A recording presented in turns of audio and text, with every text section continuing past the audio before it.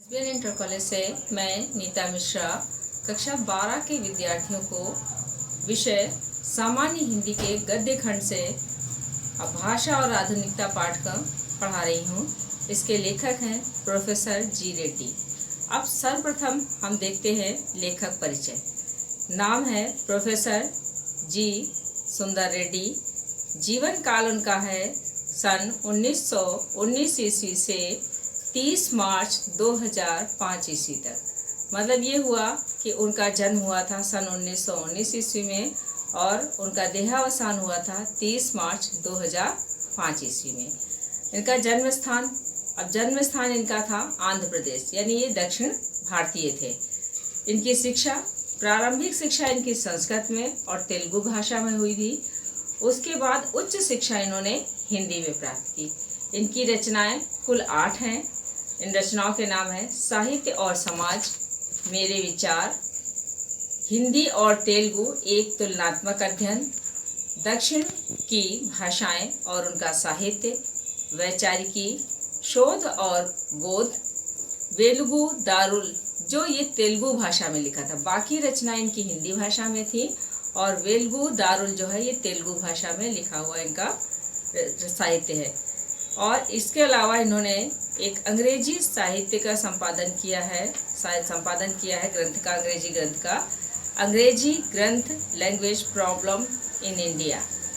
इनकी भाषा परिमार्जित सशक्त संस्कृत के तत्सम शब्दों के साथ उर्दू, फारसी एवं अंग्रेजी भाषा के शब्दों का भी इन्होंने खुलकर प्रयोग किया है।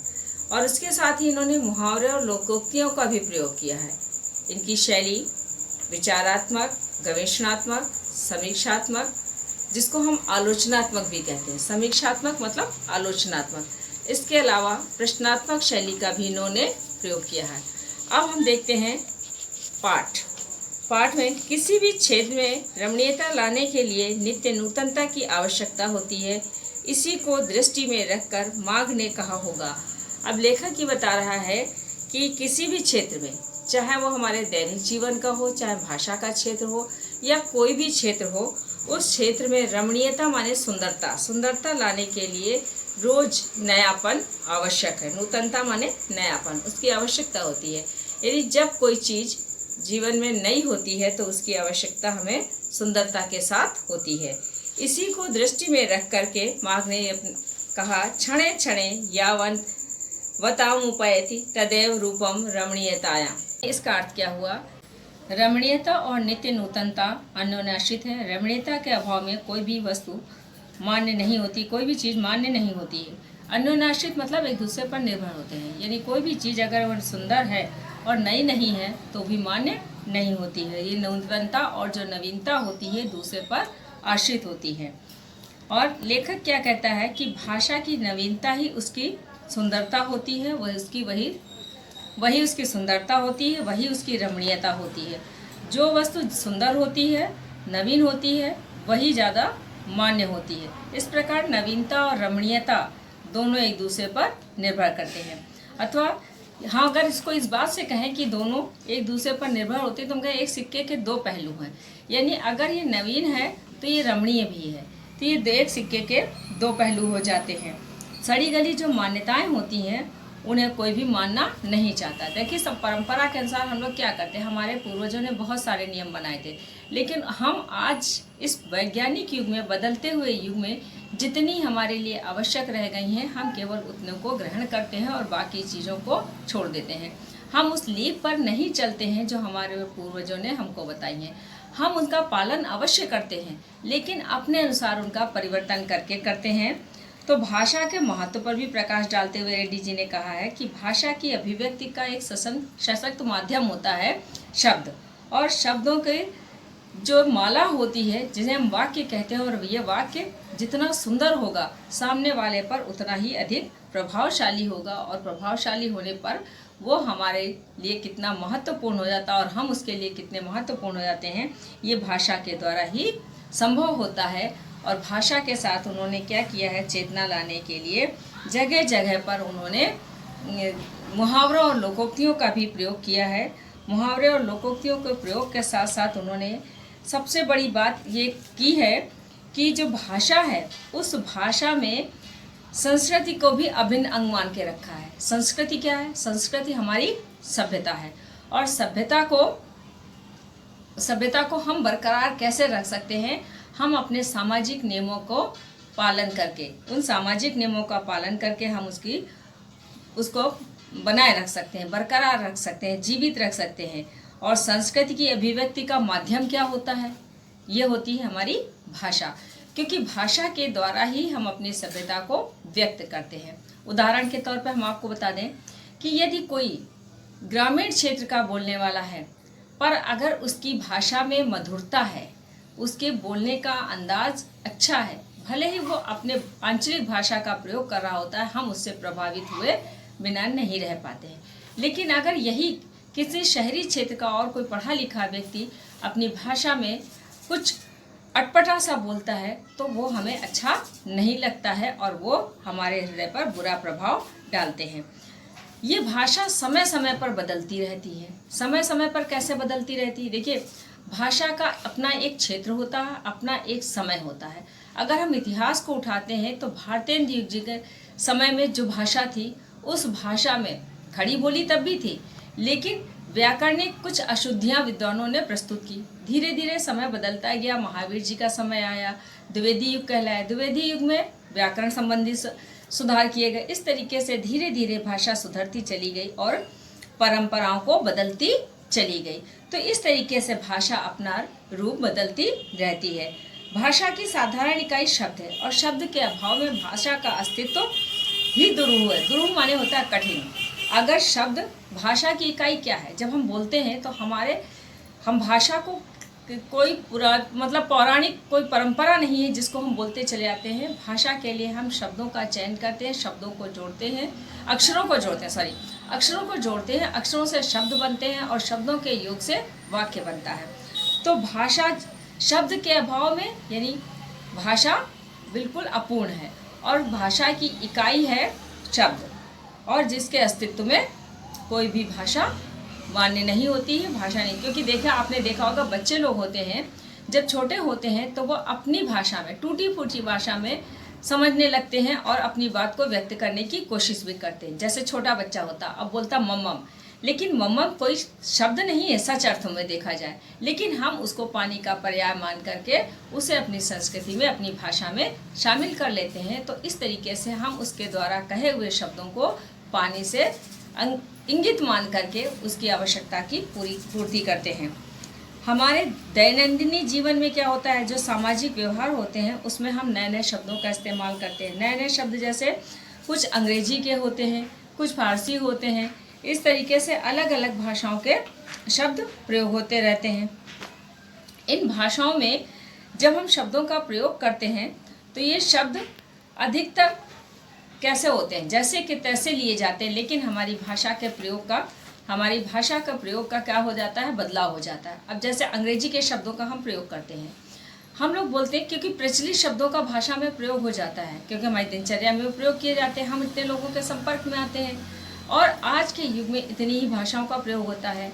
तो इस तरीके, जैसे प्योर शब्द है इंग्लिश का, तो इसको हर व्यक्ति बोलता है, भले ही वो अपने तरीके से तोड़ मरोड़ कर बोलता हो। वो बोलता है पेवर, लेकिन हम उसकी बात को समझ जाते हैं कि पेवर का मतलब प्योर होता है। तो इस तरीके से जो भाषा हमारी होती है वो निरंतर चलती रहती है और उसका विकास होता रहता है, और विकास का स्तर जो है शब्दों के ही स्तर पर निर्भर करता है। दैनंदिनी सामाजिक व्यवहारों में हम कई ऐसे नवीन शब्दों का इस्तेमाल करते हैं जो अंग्रेजी या विदेशी भाषाओं से लिए गए हैं। अभी हमने आपको बताया, जैसे हम लोग एक चीज़ बोलते हैं लापरवाह। लापरवाह शब्द हमारी हिंदी का नहीं है। ये लापरवाह शब्द जो है हमारी फारसी भाषा का, हमारी फारसी भाषा नहीं है, फारसी भाषा का है। और लापरवाह, ये ला उपसर्ग लगे परवाह, ये सब उर्दू के शब्द हैं, लेकिन हम उसे आमतौर से प्रयोग करते रहते हैं। बेइज्जत। तो इस तरीके जो शब्द हैं वो हमारी भाषा में प्रयोग किए जाते हैं। ये उधार लिए हुए शब्द होते हैं जिनको हम इसलिए प्रयोग करते हैं कि ये बात हमारी जो है वो सामने वाले को आसानी से समझ में आ जाए। जब सामने वाले को हम आसानी से समझाने का प्रयास करते हैं तो हम उसके जैसे ही शब्दों का प्रयोग अधिकांशतः कर लेते हैं ताकि वो भाषा हमारी सरल हो जाए। भले ही वो विकृत हो जाती है, कई कई बार वो उच्चारण में अशुद्धियाँ हो जाती हैं, लेकिन फिर भी वो भाषा चलती रहती है। अगर भाषा काम चलाऊ हो तो साहित्यिक दायरे में उसको ग्रहण नहीं किया जाता। काम चलाऊ भाषा से क्या मतलब होता है, हम अपनी बात को साधारण किसी भी रूप में कह देते हैं। जैसे अभी हमने आपको बताया बच्चे का उदाहरण देख करके, तो हम भाषा का प्रयोग तो कर लेते हैं, लेकिन वो सही अर्थों में साहित्य में प्रयोग करने वाली भाषा नहीं होती है। साहित्य में प्रयोग करने के लिए हमें उसकी मूल भाषा का ही प्रयोग करना पड़ता है। लेकिन आजकल जो आधुनिकता है भाषा की, उसमें हम प्राचीन शब्दों के साथ साथ प्राचीन परंपरा का पालन करते हुए भी जो हमारे दैनिक जीवन में प्रयोग किए जाने वाले शब्द हैं, हम उनका भी प्रयोग कर लेते हैं। मुहावरे और लोकोक्तियों का भी प्रयोग कर लेते हैं। तो इस तरीके से अगर हम भाषा की केवल शुद्धता पर ध्यान देंगे तो शुद्धता का ध्यान ही रख पाएंगे, हम उसे जनता तक अपनी बात को नहीं पहुंचा पाएंगे। इसलिए हमारे लिए ज़रूरी हो जाता है कि समय के परिवर्तन के साथ हम अपने भाषा में परिवर्तन भी करते रहें, और भाषा में परिवर्तन ही ना करते रहें बल्कि उसे लोगों तक पहुंचाते भी रहें। अब अगला प्रश्न क्या होता है, और एक प्रश्न ये है कि कौन इस साहित्यिक शुद्धिकरण का जिम्मा अपने ऊपर ले, यानी साहित्यिक भाषा के शुद्धिकरण का जिम्मा अपने ऊपर कौन लेगा, ये प्रश्न उठता है। क्योंकि भाषा जो है किसी एक व्यक्ति की कोई प्रॉपर्टी नहीं है, कोई वसीयत नहीं है। भाषा सबकी है और सबको भाषा पर समान अधिकार मिला है। वो अपनी भाषा को किस तरीके से प्रयोग करता है, ये उसका अपना दायरा होता है। अब देखिए, जैसे अभी हमने बोला दायरा, ये दायरा हमारा हिंदी का नहीं है, लेकिन फिर भी हमने बोला। क्यों बोला? क्योंकि ये आपकी पहुंच तक आ जाए, इसलिए। इसके लिए बहुत प्रयास किए, सरकार ने भी बहुत प्रयास किए, लेकिन इसमें अभी तक कोई सुधार नहीं हो सका। जो चीज़ एक को अच्छी लगती है वो दूसरे को नहीं अच्छी लगती है। होता क्या है भाई, विचार विमर्श होते हैं, विद्वानों के अनेक तर्क होते हैं। कोई विद्वान कुछ बात पे सहमत होता है, कोई किस बात पे सहमत होता है। तो इसके लिए सन 1950 में शास्त्रीय एवं तकनीकी शब्दावली का आयोग की स्थापना की गई।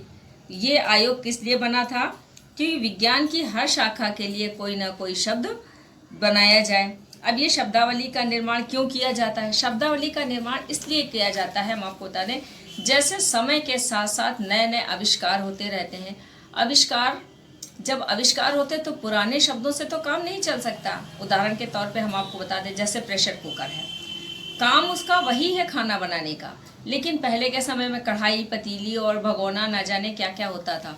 लेकिन आज उसको नया रूप दिया गया है, तो हम उसको अगर भगोना पतीली कहते हैं, प्राचीन शब्दों का इस्तेमाल करते हैं, तो वो आमतौर पर लोगों की समझ में नहीं आएगा। इसीलिए ये शब्द का नवीनीकरण किया गया, उसका नया नाम रखा गया, और नाम ऐसा है जो हमारी भाषा से अलग हट करके है। फिर भी हम इसका प्रयोग करते हैं और साधारणतः लोग इसको समझ भी जाते हैं। यहाँ पर एक सवाल और उठता है कि जो विज्ञान की हर जो शब्दावली निर्माण कर रही है, जो विज्ञान जिन नए शब्दावली का निर्माण कर रही है, वो शब्दावली वैज्ञानिक दृष्टिकोण से है, वो हमारे हिंदी साहित्यिक दृष्टिकोण से नहीं है। आगे देखते हैं, हिंदी साहित्य सम्मेलन जैसी ऐच्छिक संस्थाओं ने भी इस दिशा में कुछ महत्वपूर्ण काम किया। एक तो सरकार ने किया, दूसरा किसने काम किया? हिंदी साहित्य सम्मेलन ने।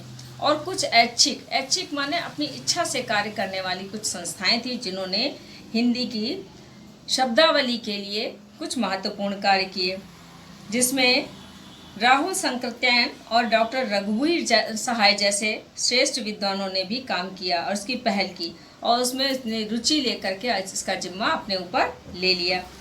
बहुत कोशिश की इसको गतिशील बनाने की, लेकिन ये संभव नहीं हुआ। कुछ समय तक तो ये कार्य कर सकता है, परंतु ये कहा जाए आगामी आने वाले समय में यही शब्द प्रचलित रहे भाषा में, तो ऐसा संभव नहीं हो सकता है, क्योंकि ये कार्य अपनी शैशवकालीन दशा से गुजरकर आगे नहीं बढ़ सकता है। शैशवकालीन दशा का यानी बचपना, छोटा शिशु, तो भाषा का जो प्रारंभिक रूप होता है वो भाषा का शिशु रूप होता है, और वो हमेशा उसी रूप में रह जाएगा, वो उन्नति नहीं कर पाएगा। इसलिए उसकी प्रगति करने के लिए ये वर्ग इसमें अवरोध उत्पन्न करते हैं। कहने का तात्पर्य कि अगर हम प्राचीन शब्दों को अपने जीवन पर्यंत प्रयोग करें तो हम कर सकते हैं, लेकिन इसको हम जनता की भाषा बना दें ये संभव नहीं हो सकता। इसके लिए इसमें जो है 2 वर्ग आए जो बाधा डालने वाले थे। पहला वर्ग कौन सा था? पहला वर्ग था जो शुद्ध साहित्यिक दृष्टिकोण के कारण आम प्रचलित शब्दों के साथ में पराये शब्दों को ग्रहण नहीं करना चाहता।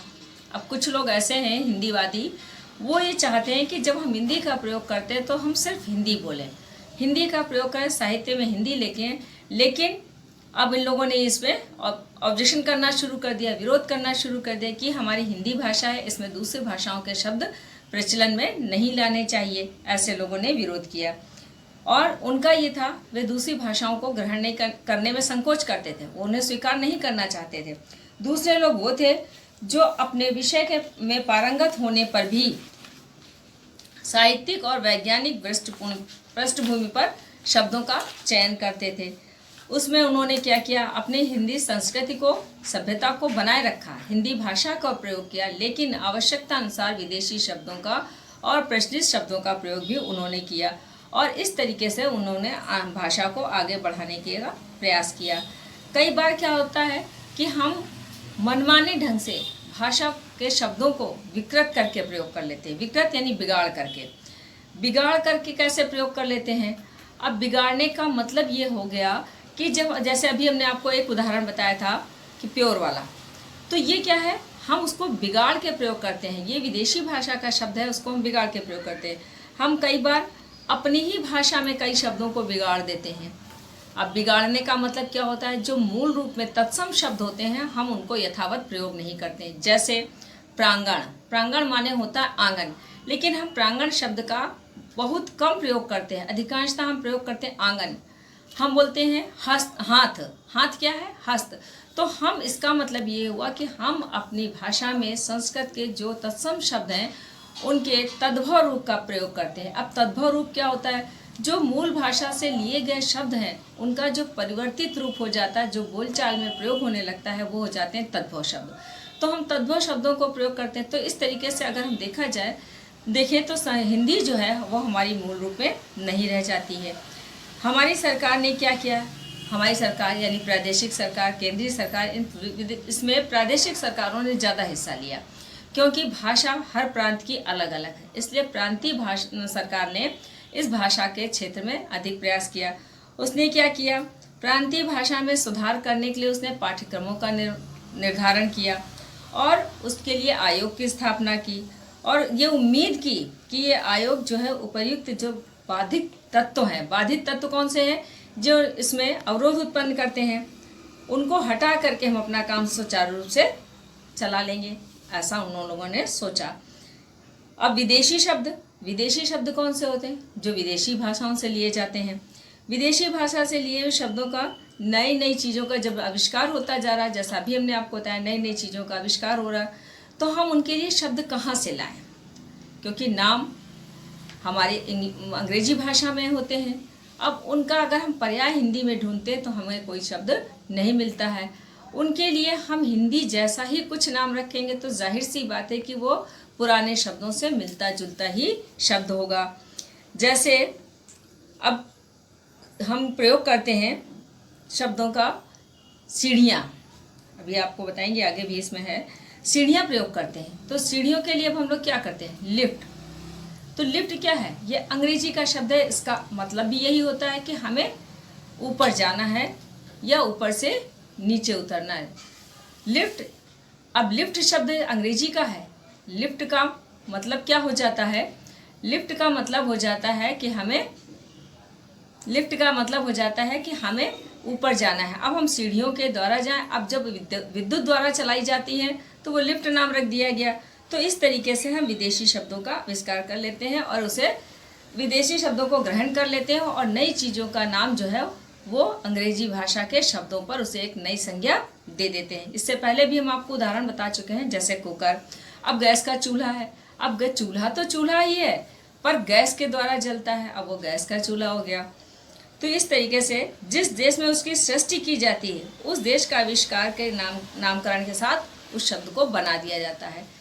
अधिकांशतः होता क्या है, जो नई चीज़ का आविष्कार करता है, नई चीज़ बनाता है तो उसका नाम भी उस व्यक्ति के नाम से मिलता जुलता ही रखा जाता है विदेशों में। इसलिए होता क्या है कि जब वो पूरा नई चीज़ निकल करके हमारे सामने आती है तो उसका नाम बड़ा हमें मिलता जुलता नहीं मिलता है अपनी हिंदी भाषा में, वो अंग्रेजी भाषाओं से ही मिलता जुलता मिलता है। अब उस शब्द को हम बिना परिवर्तन के जैसा का तैसा ही प्रयोग करते हैं। क्यों करते हैं? क्योंकि हम उनके नाम में परिवर्तन यदि कर देते हैं तो हम उसे प्रकट नहीं कर सकते। मान लीजिए अगर हम कर भी लेते हैं तो हम केवल उसका प्रयोग क्षेत्रीय भाषा के अंतर्गत प्रयोग करेंगे और अपनी क्षेत्रीय वासियों को ही उससे अवगत करा पाएंगे। हम पूर्ण विश्व में इसको नहीं प्रयोग कर सकते हैं। इसलिए ये मजबूरी बन जाती है कि भाषा के आविष्कार के साथ उनके उन नए नामों को हमें अपनी भाषा में स्वीकार करना ही पड़ता है। और अगली बात क्या बता रहे हैं कि अगर हम उसका कोई नया नाम अपने भाषा में रख भी देते हैं तो क्या होता है, उसे समझने में दिक्कत होती है। अब लिफ्ट को अगर हमने कह दिया ऊपर चढ़ने वाला जीना, ठीक, तो जीना तो सभी ऊपर चढ़ने वाला होता है। तो जाहिर सी बात है कि अगर हम अपने आसपास के क्षेत्र में बोल बोल करके उनका प्रचलन तो कर देंगे, क्षेत्रीय निवासी उसको समझ लेंगे, लेकिन विदेशों में जब हम जाएंगे और हम अपनी हिंदी भाषा में इस शब्द का प्रयोग करेंगे तो हम अपनी बात सामने वाले को व्यक्त नहीं कर पाएंगे, उसे हम समझा नहीं पाएंगे। अब देखिए इसमें उदाहरण दे रखा है कि रेडियो, टेलीविज़न, स्पुतनिक, ये सारी क्या हैं? ये सारे नाम हैं और इनको हम रेडियो को दूसरा नाम नहीं दे सकते। आज भी हम रेडियो ही बोलते हैं। प्रायः सभी भाषाओं में इनके लिए एक ही शब्द प्रयोग होता है। अब चाहे वो हिंदी भाषा हो, अंग्रेजी भाषा हो, उर्दू हो, अरबी हो, सब में ये अंग्रेजी में ही बोले, मतलब ये रेडियो, टेलीविज़न और स्पुतनिक ही बोले जाते हैं। इसके बाद सीढ़ी का भी उदाहरण इसमें देखिए आ गया है कि सीढ़ी लगाना। ऊपर चढ़ने के लिए अनादिकाल से भारत में सीढ़ियों का निर्माण होता रहा है। लेकिन पहले देखिए डंडे की सीढ़ी बनती, बांस की सीढ़ियाँ बनती थी, उसके बाद ये सीमेंट गारा पत्थर की सीढ़ियाँ बनने लगी, ईंटों की बनने लगी और लिफ्ट बन गई। लिफ्ट के बाद में एलिवेटर, एक्सीलेटर बनने लगा, एक्सीलेटर, ये सब जो हैं बिल्कुल नए शब्द हैं, जबकि ये हमारी भाषाओं में जैसे कि तैसे ही ग्रहण किए गए हैं। ये अंग्रेजी भाषा के शब्द हैं, फिर भी इनका हिंदी भाषा में कोई अलग नाम नहीं है। और इस तरीके से हम उन शब्दों को जो वैज्ञानिक दृष्टि से मान्य होते हैं, उन शब्दों को हम जैसा का तैसा ही अपनी भाषा में ग्रहण करते हैं और ग्रहण करना भी चाहिए। इसमें किसी को कोई आपत्ति नहीं होना चाहिए, क्योंकि फ्रेंच और लैटिन भाषाओं में अंग्रेजी ने ऐसे कई शब्दों को आत्मसात कर लिया है जो अंग्रेजी से रूसी ने किए थे। यानी कुछ ऐसे शब्द हैं जिनको अंग्रेजों ने भी स्वीकार किया है, वो चाहे लैटिन भाषा के हों चाहे फ्रेंच भाषा के हों। आगे देखते हैं, कभी कभी एक ही भाव होते हुए भी उसके द्वारा ही उसके और अन्य पहलू अथवा स्तर साफ व्यक्त नहीं होते।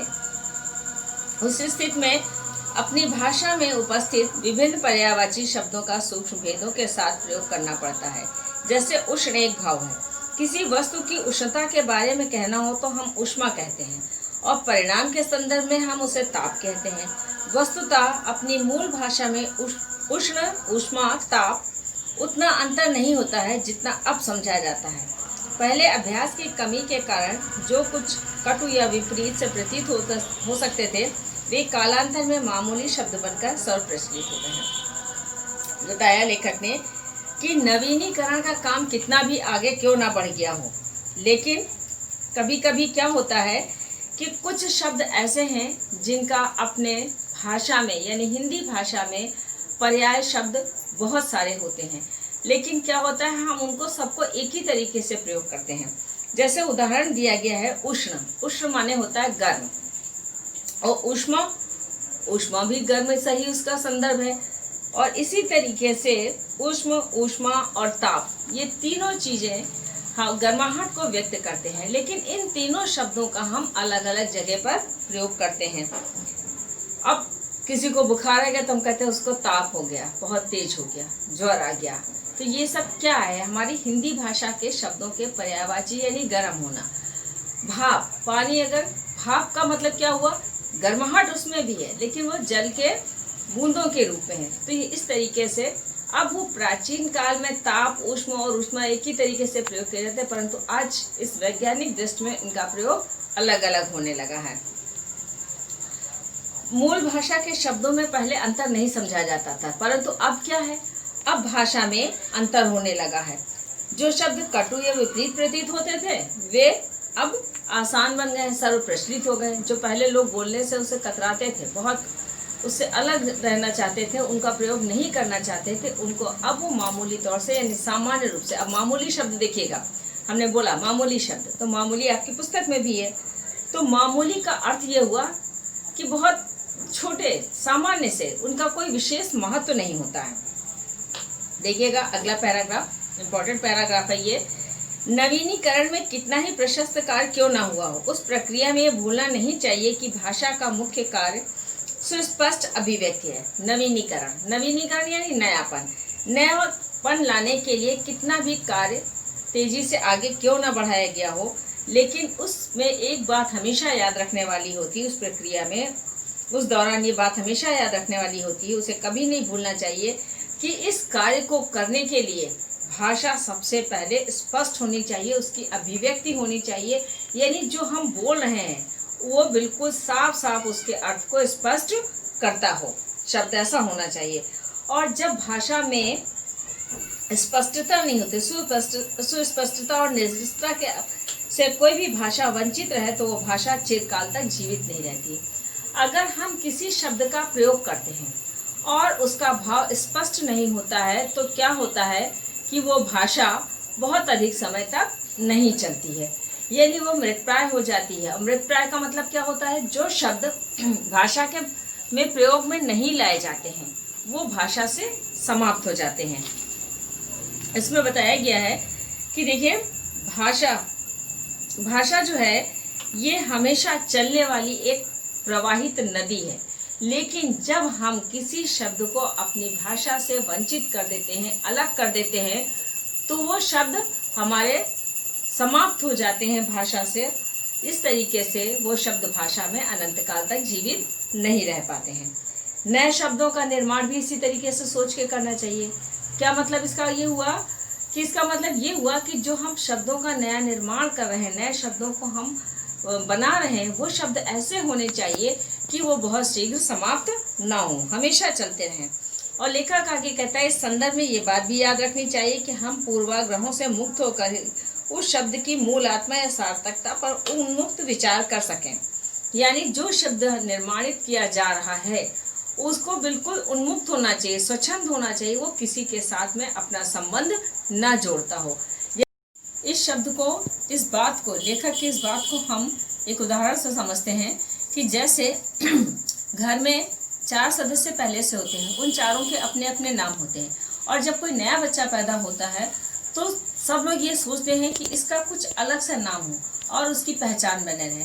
ऐसा नहीं होता है कि घर में अगर एक किसी का नाम जो है वही नाम दूसरे का भी रख दिया जाए। परंपरागत नाम की पुनरावृत्ति नहीं होती है, उसका अलग नाम सोचा जाता है। ठीक उसी प्रकार से इस आधुनिक युग में, इस वैज्ञानिक विकास के युग में जब कोई नई चीज का आविष्कार होता है तो उसके लिए नए शब्द की आवश्यकता पड़ती है, और वो शब्द ऐसा होता है जिसका संबंध पहले से किसी भी वस्तु से न रहा हो।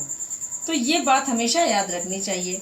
इस संदर्भ में ये भी याद रखना चाहिए कि जो पूर्वाग्रह है, पूर्वाग्रह का मतलब जो पहले से चल रही है परंपरा, उन परंपराओं से अलग हटकर ही उसका निर्माण करें, स्वच्छंद हो, ऐसे कि वो अपने परिचय जो है, अपना परिचय अपने नाम से दें। लेखक ये कहता है, अंग्रेजी भाषा शासकों की भाषा रही है और वो भाव दास्ता की निशानी। ऐसा सोचकर यदि हम नए शब्दों का निर्माण करने में लग जाएं तो नुकसान हमारा ही होगा, अंग्रेजों का नहीं। उर्दू में प्रयुक्त अरबी और फारसी के शब्दों का जो इस्लाम धर्म को विज्ञापित करने वाले हिंदी वाले त्यागना आरंभ कर दें तो हिंदी भाषा सहज न रहकर एकदम बनावटी हो जाएगी। अब देखिए, लेखक ये समझाना चाहता है कि अगर हम ये सोचें कि हम अपने आप को बाकी भाषाओं से अलग थलग रख करके एक नई भाषा का निर्माण करें तो वो भाषा संकुचित हो जाएगी, उसका विस्तार नहीं हो सकेगा। क्योंकि हम जिस भाषा का प्रयोग करते हैं वो हमारी हिंदी भाषा है, और हिंदी भाषा में जो नए आविष्कार होते हैं वो आविष्कार ये ज़रूरी ही तो नहीं है कि सारे हिंदी के नाम पर ही हों। भाई कोई अमेरिका में होता है, कोई फ्रांस में होता है, कोई जर्मन में होता है। तो इस तरीके से जहाँ जिसका जन्म होता है उस भाषा के नाम पर, उस व्यक्ति के नाम पर उस वस्तु का नाम रख दिया जाता है और उसे हमें ग्रहण यथावत ही करना पड़ता है। ये बात पहले भी बताई जा चुकी है। अगर हम उस भाषा के शब्द को अपनी भाषा में ग्रहण नहीं करेंगे तो हमारे लिए अपनी बात को व्यक्त करना बहुत कठिन हो जाएगा। और अगर कठिन नहीं भी हुआ, मान लेते हैं, तो उसका जो हम बोलेंगे वो बहुत बनावटी सा दिखेगा। क्योंकि आपने भी देखा होगा, अगर कोई थोड़ा सा अपनी भाषा को बहुत शुद्धता से प्रयोग करता तो अगर देखो कैसे बन के बोला, कैसे बन के नहीं बोलता, वो शुद्धता उसकी होती है, लेकिन उसमें क्या होता है, बनावटीपन झलकने लगता है। अगला पैराग्राफ, यदि यह नवीनीकरण सिर्फ कुछ पंडितों की और आचार्यों की दिमागी कसरत ही बनी रही तो भाषा गतिशील नहीं होती।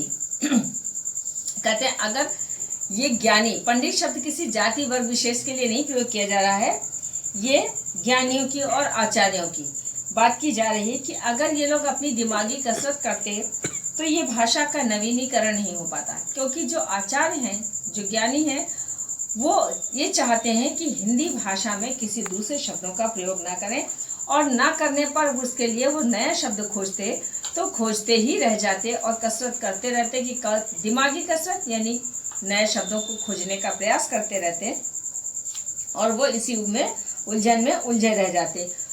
भाषा को गतिशीलता नहीं मिलती। भाषा का सीधा संबंध प्रयोग से होता है, जनता से होता है। क्योंकि भाषा अब कैसे मनुष्य से होता है, भाषा का संबंध जनता से होता है। क्योंकि जब हम अपने भावों को व्यक्त करते हैं दूसरे के सामने तो उसके लिए हमें शब्दों की आवश्यकता होती है और भाषा का निर्माण शब्दों के द्वारा ही होता है। तो जब हम अपनी बात अगले वाले तक पहुंचाना चाहते हैं तो हम भाषा का प्रयोग करते हैं। भाषा जनता से संबंध हो जाता है, भाषा का संबंध जनता से हो जाता है। अगर हमारी भाषा कोई और है और सामने वाले की भाषा कोई और है तो हम अपनी भाषा में उसको अपनी बात नहीं समझा सकते हैं और ना वो मेरी बात समझ सकता है। इसलिए नए शब्दों को अपने उद्गम स्थान पर ही अड़े रहें और कहीं भी उनका प्रयोग ना किया जाए तो उसका उद्देश्य बेकार हो जाएगा, कुठाराघात हो जाएगा। कि यदि जो शब्द नए उत्पन्न किए जाए, नए शब्दों का निर्माण किया जाए और उनका प्रयोग केवल उसी चीज़ के लिए किया जाए जिनके लिए वो निर्मित किए गए हैं, उनको हम सामान्य बोलचाल की भाषा में प्रयोग ना करें तो ये उनके साथ अन्याय होगा, उन शब्दों के साथ अन्याय होगा। क्योंकि पहले भी आपने ये जानते हैं कि भाषा जो है कोई म्यूजियम की वस्तु नहीं है। म्यूजियम यानी संग्रहालय। भाषा को हम म्यूजियम में नहीं रख सकते। म्यूजियम में केवल वस्तुएं रखी जाती हैं और भाषा एक प्रवाहशील नदी की तरह है जो अवरोध उत्पन्न होने पर तालाब का रूप धारण कर लेती है। इसलिए भाषा जो है गतिशील होने के कारण जिन शब्दों का हम प्रयोग अपनी भाषा में नहीं करते हैं वो भाषा के शब्द वहीं पर मृतप्राय हो जाते हैं, इनको हम संग्रहित नहीं कर पाते। अब उदाहरण के लिए हम आपको बता दें, जैसा कि आप लोग कहीं ऐसे आंचलिक क्षेत्रों में जाते हैं जहाँ पर कुछ भाषा ऐसी होती है जिन शब्दों को आप नहीं समझ पाते, तो आप पूछते हैं इसका मतलब क्या हुआ। इसका मतलब ये हुआ कि वो शब्द प्रचलन में अब नहीं है। तो ये शब्दों का प्रचलन में ना होना ही भाषा के शब्दों की मृत्यु समझी जाती है। इसलिए भाषा के शब्दों को अगर आप आगे बढ़ाना चाहते हैं, अपनी संस्कृति को अमर रखना चाहते हैं, शब्दों को अमर रखना चाहते हैं और उनका जनता तक उनको पहुंचाना चाहते हैं तो उनका प्रयोग अधिकाधिक कीजिए।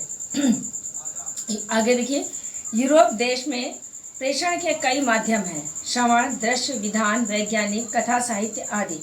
हमारी भारतीय भाषाओं में वैज्ञानिक कथा साहित्य प्रायः नहीं के बराबर है। किसी भी नए विधान की सफलता अंततः जनता की सम्मति व असम्मति के आधार पर निर्भर करती है और जनता में इस चेतना को उजागर करने का दायित्व शिक्षित समुदाय या सरकार का होना चाहिए। लेखक ने अपना तर्क दिया है कि यूरोपीय देशों की अगर हम बात करते हैं, हम वहाँ देखते हैं तो वहाँ भाषा को आगे बढ़ाने के बहुत सारे माध्यम हैं। जैसे आपने पढ़ा था कि श्रव्य काव्य होता है, दृश्य काव्य होता है, ये इसी तरीके से गद्य और दृश्य होते हैं। नाटक है, आप रंगमंच पर देखते हैं, रेडियो पे सुनते हैं। अब देखिए रेडियो शब्द ही हम प्रयोग करें, फिर वही बात आपको याद दिला रहे हैं। तो ये सारी चीज़ें, इनकी कथाएं जो विज्ञान की हैं वो कथाएं चलती है। यहाँ आदमी क्या करता है, अपने जीवन के धंधे में ही उलझा रहता है और उसे इस तरीके की रचना या इस तरीके का दृश्य या श्रव्य विधान जो है वो प्रस्तुत करने का अवसर नहीं मिलता, और मिलता भी है तो वो बहुत कम।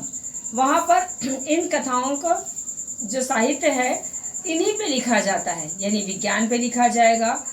जो फिल्मांकन होगा, फिल्मांकन का मतलब आप समझते होंगे, जो पिक्चर चलती है वो भी इसी से संबंधित होती है।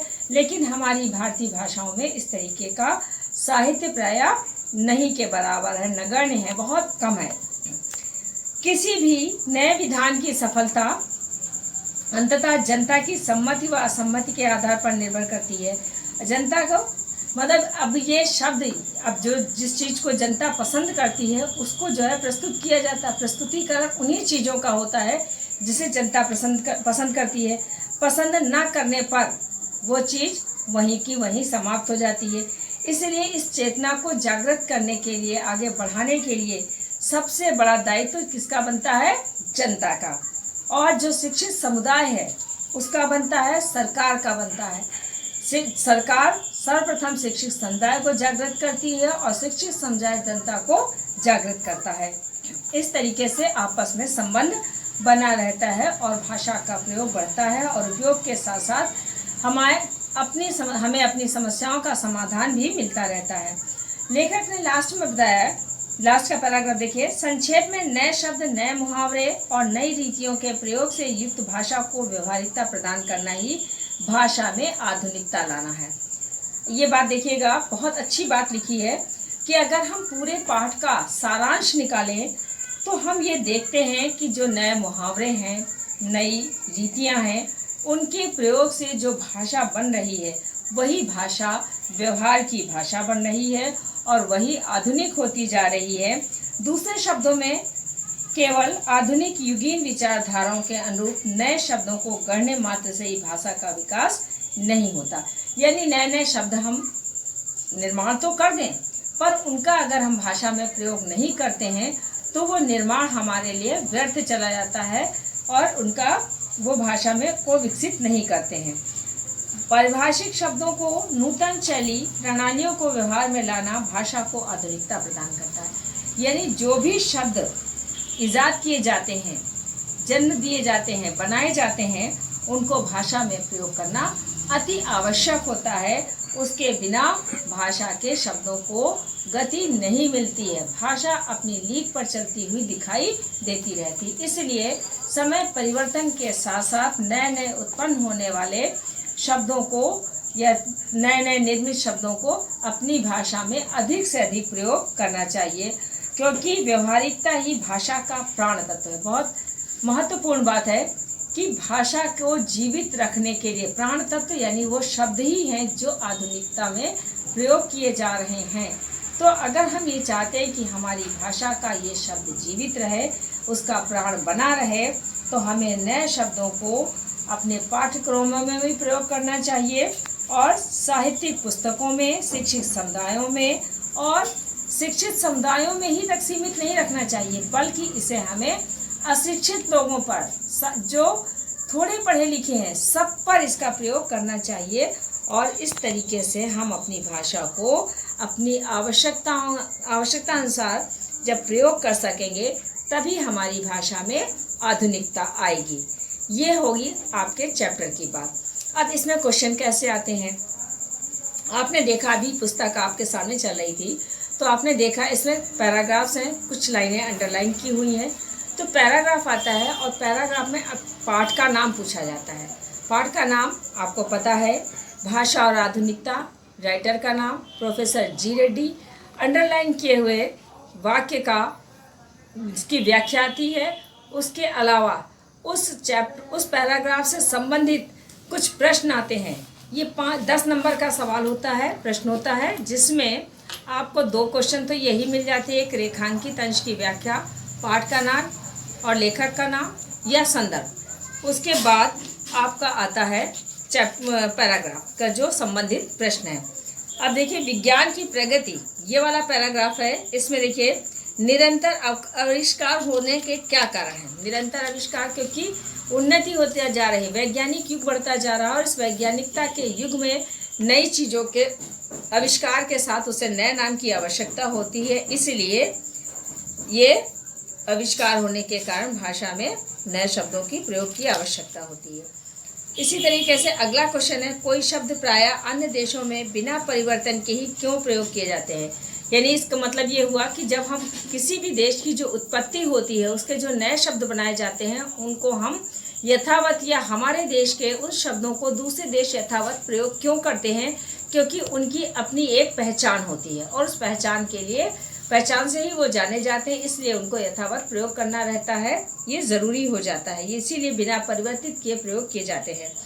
फिर लेखक ने गद्यांश में नवीनता के संदर्भ में क्या विचार व्यक्त किए हैं। अब नवीनता के संदर्भ में उसने क्या विचार व्यक्त किए हैं, उसने सबसे पहले तो अपने ये विचार व्यक्त किए हैं कि विज्ञान जो है, इसमें क्वेश्चन, अच्छा हाँ, विज्ञान गद्यांश में नवीनता के संदर्भ में, क्योंकि जो चीज़ नवीन होगी वो कैसी होगी, सुंदर होगी, और सुंदर होने के कारण वो जनता के द्वारा ज़्यादा पसंद की जाएगी और पसंद करने पर उसका विकास अधिक होगा। इसी तरीके से आपके नवीनीकरण बनावटी दिखाई देगी। इसमें भी आपका वही है, दो क्वेश्चन है, गद्यांश और संदर्भ है। नवीनी प्रक्रिया, इसमें देखिए तीसरा क्वेश्चन है, क्योंकि रेखांकित अंश सेम चीज़ है, अंडरलाइन की हुई लाइन आएगी आपको और उसकी व्याख्या लिखनी होगी। चैप्टर की व्याख्या आपको पढ़ा दी गई है और वैसे भी गद्य में कोई ज़्यादा कठिन नहीं होता है। क्यों? क्योंकि गद्य को पढ़ करके, उस लाइन को पढ़ करके उसे अपने शब्दों में व्यक्त करना होता है। मैंने इतनी देर आपको पढ़ाया, क्या पढ़ाया मैंने, जितनी भी लेखक ने अपनी भाषा को लिखा है उसको सरल भाषा में आपके सामने प्रस्तुत किया है। बस आपको रेखांकित अंश में यही करना होता है कि जो रेखांकित वाक्य आ जाता है, ये जो भी पैराग्राफ आ जाता है, जो भी पंक्तियाँ आती हैं, उनको अपनी भाषा में स्पष्ट करके लिखना होता है। तो ये आपको करना है। नवीनीकरण की प्रक्रिया में क्या नहीं भूलना चाहिए। अब आप पैराग्राफ को इसको देखेंगे और इसमें से क्वेश्चन के आंसर छांटेंगे।